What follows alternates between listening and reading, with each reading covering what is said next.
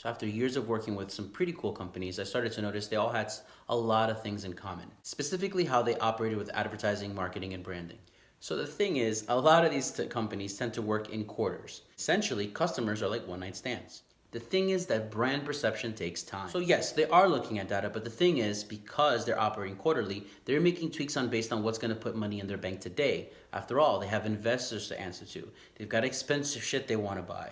You'd be surprised at how many of the moves that are made are based most on how quickly investors want their money back and elevating their status. Now, whenever I've shared this with small business, the responses, they worry about, well, that company has a big ass budget. Well, yeah, of course they have a big ass budget. They have investors. Of course they're gonna get that number of sales. You can hand an idiot a bazooka and they'll still hit the target. You as a small business actually have an advantage. Because you have less money, you have to be creative. Give yourself 2 consistent years.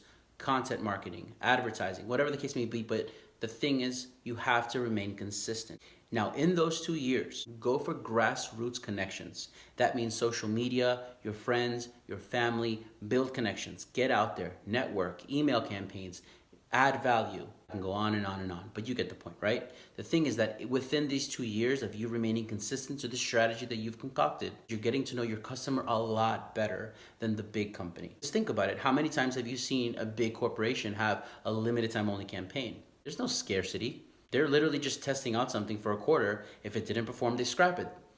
They don't actually stay in the game. I actually tend to joke using 2 of my friends as a perfect example. One of them is a middle-aged rich guy, 25-year-old girlfriend, trades them up just like he trades up his Ferrari. He's got a lot of people who dick ride. Problem is, he's got to buy that affection. He's got to buy that attention. No money, no honey. Take my other buddy. Sure, slightly younger, but charismatic, energetic, gets to know you, loves conversations. Now, while he might not share the same riches as my other friend, he does enjoy pretty much the same lifestyle. He gets flown out, he gets invited to cool places, always driving a cool car for whatever reason, whether it be through an endorsement deal, because he got a sick deal, because he's cool with the manager, you get it, right? And of course, he does leverage those relationships to further his career. In short, one buys his friends, the other one earns them. Now, while it might seem counterintuitive, I've noticed something very interesting. Friend A, the rich dude, whenever he has a new project or a new idea or wants to partner up with somebody, he has to sit there and convince them based on the monetary value.